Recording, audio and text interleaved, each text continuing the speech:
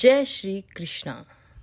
भक्तों, एक बार माता लक्ष्मी क्षीर सागर में भगवान विष्णु के पैर दबा रही तो पैर दबाते दबाते माता लक्ष्मी ने भगवान विष्णु से कहा, हे प्रभु, आज मेरे मन में 3 प्रश्न उठ रहे हैं। यदि इन 3 प्रश्नों के उत्तर देकर आप मुझे संतुष्ट करेंगे तो मेरे मन को बहुत शांति मिलेगी। तब भगवान विष्णु कहते हैं, हे देवी, आखिर तुम्हारे कौन से 3 प्रश्न हैं? तो माता लक्ष्मी कहती हैं, हे प्रभु, वह कौन सी स्त्री होती है जिसके भाग्य में संतान सुख नहीं होता है? दूसरा प्रश्न है कि कौन सी स्त्री समय से पहले विधवा होती है? और मेरा तीसरा प्रश्न है कि कौन सा श्रृंगार करने से स्त्री को स्वर्ग में स्थान प्राप्त होता है? भक्तों, तब भगवान विष्णु कहते हैं, हे लक्ष्मी, यह तुम्हारे तीनों प्रश्न बहुत ही ज्यादा महत्वपूर्ण हैं। जो भी व्यक्ति इन तीनों प्रश्नों के उत्तर समझकर इस पर्याप्त ज्ञान को अपने जीवन में उतार लेता है, उसे जीवन में सुख की प्राप्ति होती है। भगवान विष्णु कहते हैं, हे देवी लक्ष्मी, अब मैं तुम्हारे तीनों प्रश्नों के उत्तर एक छोटी सी कहानी के माध्यम से देने वाला हूँ। इस कहानी के माध्यम से तुम अपने तीनों प्रश्नों के उत्तर ठीक तरह से समझ पाओगी, परंतु मेरी एक शर्त है। जब तक मैं कहानी सुनाऊं तब तक तुम्हें इस कहानी को ध्यान से सुनना है। तो माता लक्ष्मी कहने लगी, प्रभु, मैं आपको वचन देती हूँ कि इस कथा को मैं पूरे मन और लगन के साथ सुनूंगी। आप कृपया उस कथा को आरंभ करें। तो भक्तों, आप सभी से भी एक विनती है कि आप भी इस कथा को पूरा जरूर सुने। इसे आधा सुनना पाप माना जाता है। कथा शुरू करने से पहले कमेंट में जय माँ लक्ष्मी और श्री हरि विष्णु अवश्य लिखें। साथ ही वीडियो को लाइक करना ना भूलें। तो चलिए आरंभ करते हैं। प्रिय बंधुओं, भगवान विष्णु कहते हैं, हे लक्ष्मी, किसी राज्य में एक छोटा सा नगर था। उस नगर में एक सेठ रहता था। उस सेठ के 2 बेटे और सेठ के बेटों की शादी भी हो चुकी थी। सेठ की पत्नी और सेठ के बड़े बेटे दोनों ही स्वभाव दुष्ट प्रवृत्ति के थे। इसलिए सेठ की पत्नी अपने बड़े बेटे की पत्नी से बहुत ही ज्यादा प्यार करती थी, मगर छोटे बेटे की पत्नी जो थी वह बड़े ही अच्छे स्वभाव की थी और वह एक पतिव्रता स्त्री भी थी और पूरे घर का काम काज संभालती थी। इतना कुछ होने पर भी सेठ की पत्नी और बड़े बेटे की पत्नी छोटी बहू का हमेशा ही अपमान करते रहते थे। भक्तों, भगवान विष्णु कहते हैं, हे लक्ष्मी, सेठ के बड़े बेटे की बहू को एक बेटा था और छोटी बहू को एक पुत्री थी। सेठ की पत्नी हमेशा पुत्र को लेकर छोटी बहू को ताना मारती रहती थी, लेकिन वह क्या कर सकती थी? वह हमेशा उनके ताने सुनती रहती थी। भक्तों, तब भगवान विष्णु कहते हैं, हे लक्ष्मी, अब मैं तुम्हें बहू की कहानी अच्छे तरीके से समझाता हूँ। इस कहानी से तुम्हें तुम्हारे पहले प्रश्न का उत्तर प्राप्त होगा। तुम्हारा पहला प्रश्न था कि कौन सी स्त्री के भाग्य में पुत्र की प्राप्ति नहीं होती। तब भगवान विष्णु कहते हैं, देवी, उस सेठ की जो पत्नी थी वह पहले से ही बड़े ही दुष्ट स्वभाव की थी। उसके कुटिल स्वभाव से सभी घर वाले बहुत ही ज्यादा परेशान थे, परंतु अपनी सीधी साधी छोटी बहू को वह कुछ ज्यादा ही परेशान करती रहती थी। उसको सताने में उसका बहुत ही ज्यादा आनंद आता था। सेठ के छोटे बेटे की पत्नी का नाम सुकन्या था। बेचारी सुकन्या सुबह जल्दी उठकर के अपने काम काज में जुट जाती थी। इतना करने पर भी सेठ की पत्नी की निगाहों में सुकन्या हमेशा खटकती रहती थी। एक दिन की बात है, सुकन्या घर में झाड़ू लगा रही थी तो सेठ की पत्नी बोली कि तेरे हाथ में जान नहीं है क्या? तू जल्दी जल्दी झाड़ू लगा, मैं मंदिर जा रही हूँ। मेरे लौटकर आने से पहले तू भोजन बनाकर तैयार रखना और आते ही मैं उस भोजन को ग्रहण करूंगी और सुन, अन्न का एक दाना भी बर्बाद न हो जाए। बेचारी सुकन्या करती भी तो क्या, वह अपनी सास की बातों को सुनती रही। तब घर की सफाई करने के बाद सुकन्या खाना बनाने में लग गई। बनाते समय वह मन में सोच रही थी कि मैं इतना काम करने के बाद भी एक पल के लिए चैन की सांस नहीं ले पाती हूँ और मेरी सास हर समय मेरे काम में कोई न कोई गलती निकालती रहती है। सुकन्या यह सब सोच ही रही थी, जितने में दरवाजा खटखटाने की आवाज आई। तो सुकन्या ने सोचा कि अभी तो भोजन तैयार हुआ है, लगता है मेरी सासू माँ आज जल्दी ही लौट आई है। जब सुकन्या ने दरवाजा खोला तो उसने क्या देखा कि बाहर दरवाजे पर एक सन्यासी महात्मा खड़े हैं। तो वह साधु महाराज सुकन्या से कहते हैं कि बेटी तेरा सुहाग अमर रहे, बाबा को कुछ भोजन करा दे, मुझे बड़ी तेजी से भूख लगी है। भक्तों, भगवान विष्णु कहते हैं कि लक्ष्मी सुकन्या बहुत सुशील और संस्कारी थी। उसने सोचा कि यदि मैं साधु को भोजन कराती हूँ तो मेरी सासू आ जाएंगी और मेरी खैर नहीं। फिर कुछ देर सोच विचार करने के बाद में उसने सन्यासी को भोजन करने के लिए अंदर आने को कहा और उसी समय सुकन्या के मन में विचार आया कि सास से डरना कैसा, यदि मेरा सास भी आ जाए और मुझसे कुछ कहेगी तो मैं उनसे कह दूंगी कि मैं अपने हिस्से का भोजन इन महात्मा को दे रही हूँ। भगवान विष्णु कहते हैं, हे लक्ष्मी, फिर ऐसा सोच करके सुकन्या साधु को अंदर ले गई और अतिथि धर्म का पालन करते हुए उस साधु को भोजन कराने लगी। अभी साधु भोजन कर ही रहा था कि सुकन्या की सास आ गई और फिर साधु को घर के अंदर बैठा भोजन करते देख के उसका गुस्सा 7वें आसमान पर जा चढ़ा और एकदम से साधु महाराज से कहने लगी, यहाँ पर क्या किसी प्रकार का भंडारा या दावत नहीं चल रही है जो राह चलते भीख मांगों को घर में बिठाकर खिला रही हो। सुकन्या ने अपनी सास को रोकने की बहुत कोशिश की, परंतु उस दुष्ट स्त्री ने सन्यासी को धक्के मारकर घर से बाहर निकाल दिया और उसका खाना उठाकर फेंक दिया। अब उसका क्रोध सुकन्या पर टूटा और कहने लगी, अरे दुष्ट औरत, मैंने तुझे कहा था कि अन्न का एक दाना भी बर्बाद नहीं होना चाहिए, लेकिन तूने क्या किया, उस भीख मंगे को इतना सारा भोजन दे दिया। भक्तों, भगवान विष्णु कहते हैं, हे लक्ष्मी, सुकन्या डरती हुई सास से बोली, माँ, मैंने सन्यासी को अपने हिस्से का भोजन दिया है, इसमें आखिर इतना गुस्सा होने की क्या बात है। द्वार पर आए अतिथियों को कभी खाली हाथ नहीं भेजते हैं, ऐसा शास्त्र कहते हैं।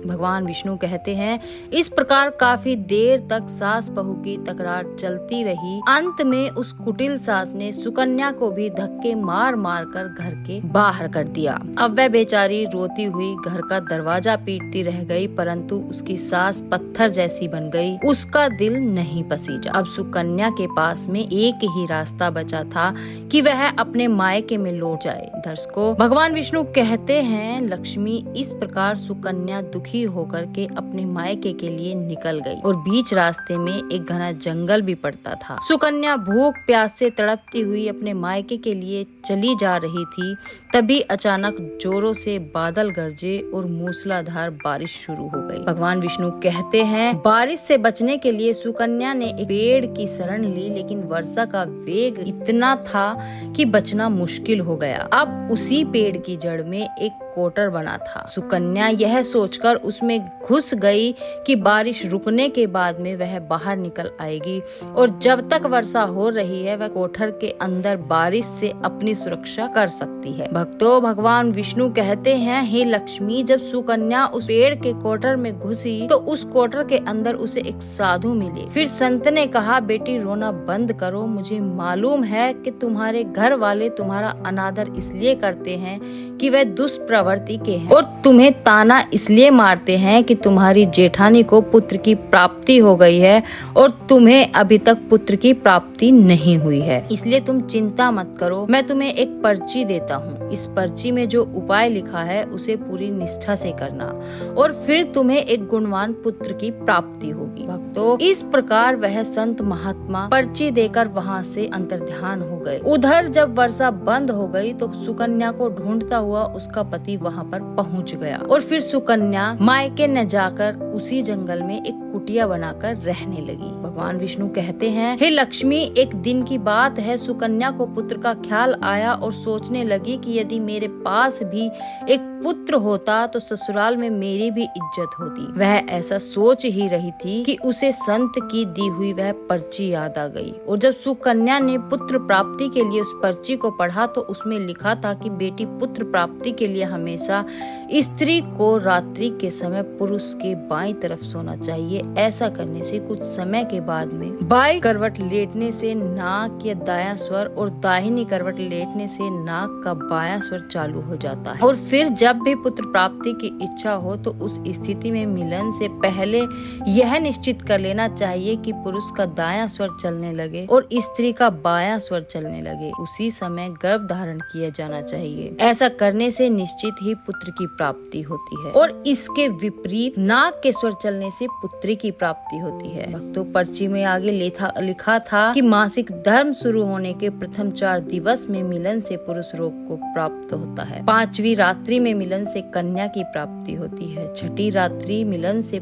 पुत्र प्राप्त होता है और 7वीं रात्रि में मिलन से बंध्या पुत्री होती है। 8वीं रात्रि मिलन से ऐश्वर्यशाली पुत्र प्राप्त होता है और 9वीं रात्रि में मिलन से ऐश्वर्यशाली पुत्री प्राप्त होती है। 10वीं रात्रि में मिलन से अति श्रेष्ठ पुत्र होता है और 11वीं रात्रि में मिलन से सुंदर व अच्छे संस्कार वाली पुत्री प्राप्त होती है। भक्तों, भगवान विष्णु कहते हैं, हे लक्ष्मी, इस प्रकार उस सुकन्या ने 10वीं रात अपने पति से मिलन किया और गर्भ धारण किया। अब सुबह स्नान आदि क्रिया से निवृत्त होकर के पूजा पाठ करके सुकन्या का पति लकड़ी काटने चला गया। उसके पति के जाने के बाद तूफान आ गया। अब सुकन्या की झोपड़ी तूफान में उड़ गई और भारी बारिश होने लगी और फिर सुकन्या बारिश से बचने के लिए एक पेड़ पर एक पता लिखती है।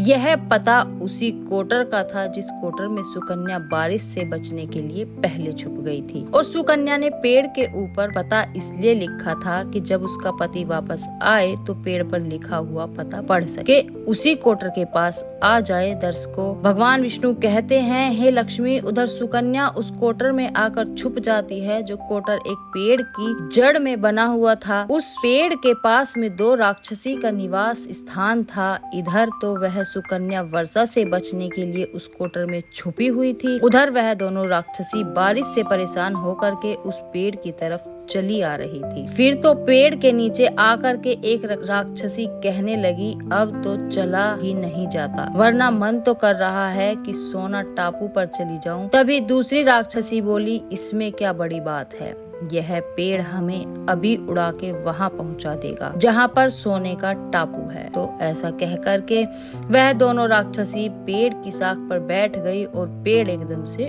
उड़ने लगा। उधर थकी हारी सुकन्या कोटर में छुपी हुई थी। कोटर में घुसते ही सुकन्या को नींद आ गई थी, लेकिन पेड़ के उड़ने से लगे झटके से सुकन्या की नींद खुल गई और पेड़ को उड़ता देख करके वह एकदम से घबरा गई।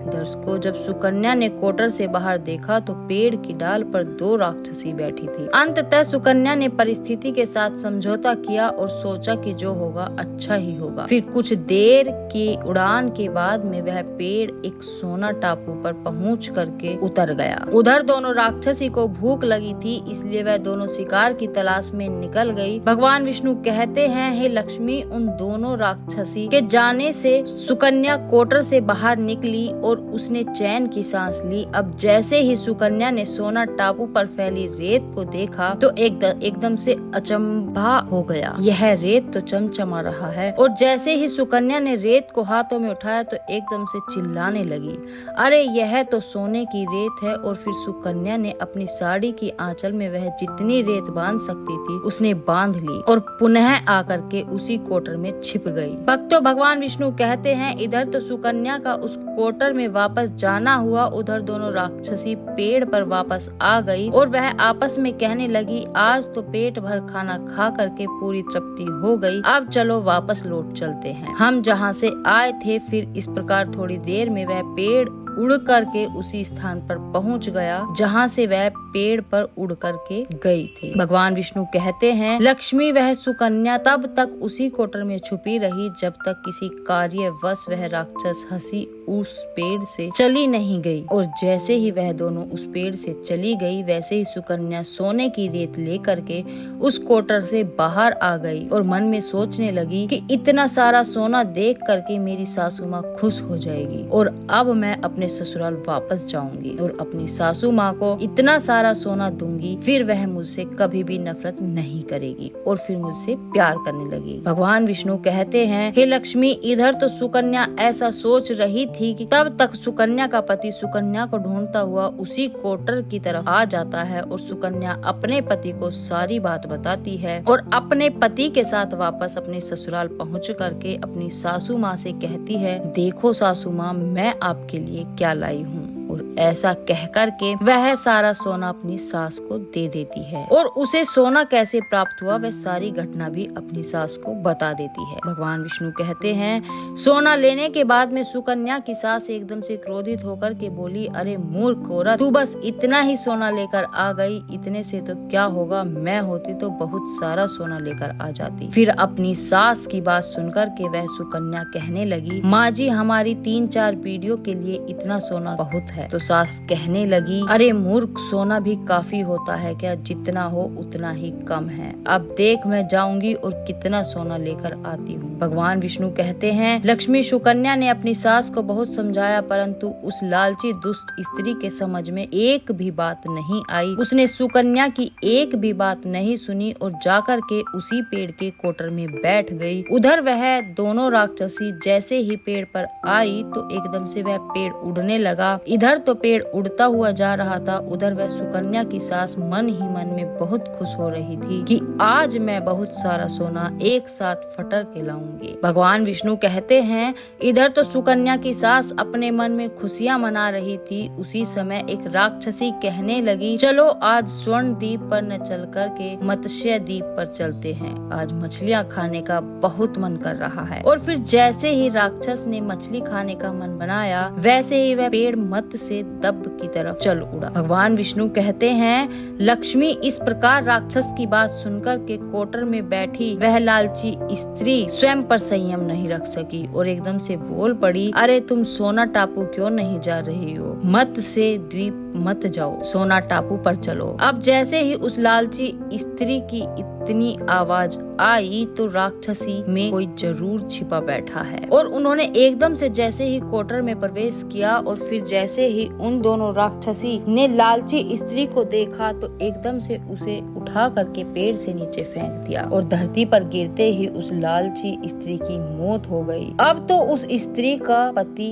यानी सुकन्या का ससुर सुकन्या के पास जाता है और उससे कहता है, बेटी, मैं तो उसे पहले से ही समझाता था कि तू ऐसा काम मत कर, कभी भी किसी को लालच नहीं करना चाहिए और बहुएं बेटी की तरह होती हैं, उनको प्यार देना चाहिए, मगर उसने मेरी एक भी बात नहीं मानी और उसे उसके कर्मों का फल आज मिल गया। भगवान विष्णु कहते हैं, हे लक्ष्मी, उधर सुकन्या अपने पति के साथ में सुखपूर्वक जीवन यापन करने लगी। फिर कुछ समय गुजरने के बाद में सुकन्या को एक गुणवान पुत्र की प्राप्ति हुई और पुत्र की प्राप्ति के बाद सुकन्या की खुशी का ठिकाना नहीं रहा और वह भगवान का शुक्रिया करने लगी। उधर सेठ के बड़े बेटे की बहू जो हमेशा सुकन्या को पुत्र को लेकर ताने मारती रहती थी, जब सुकन्या को पुत्र की प्राप्ति हो गई, उसे धन भी प्राप्त हो गया।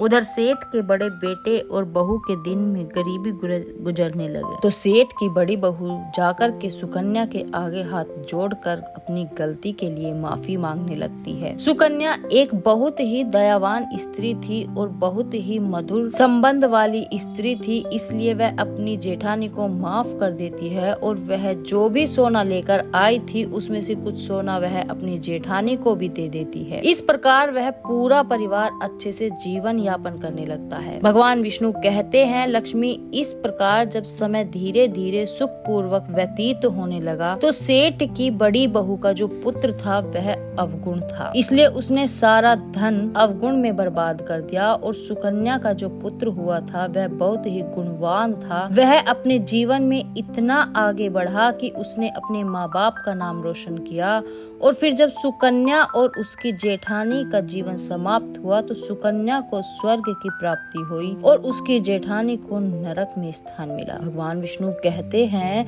लक्ष्मी, तुम्हारा पहला प्रश्न था कि कौन सी स्त्री के भाग्य में पुत्र नहीं होता, तो समझ लो संत के द्वारा दिए गए पर्चे के विपरीत जो कार्य करते हैं उनके भाग्य में पुत्र योग नहीं होता। लक्ष्मी, तुम्हारा दूसरा प्रश्न था कि कौन सा गहना पहनने से स्त्री या पुरुष की दर्दनाक मौत होती है, तो समझ लो वह है लालच रूपी गहना जो सेठ की पत्नी ने पहना था और खूब सारा सोना लाने के लालच में कोटर घुस गई थी और राक्षसों द्वारा नीचे फेंक दिए जाने के कारण सेठ की पत्नी की दर्दनाक मौत हो गई। इसलिए लालच रूपी गहना कभी नहीं पहनना चाहिए। लक्ष्मी, अब तुम्हारा तीसरा प्रश्न था कि कौन सा श्रृंगार करने से स्त्री को स्वर्ग में स्थान मिलता है। तो वह चरित्र रूपी श्रृंगार यानी कि चरित्रवान और पतिव्रता स्त्री सेठ की छोटी बहू सुकन्या की तरह मृत्यु के बाद स्वर्ग में जाती है। इसलिए हर विवाहित स्त्री को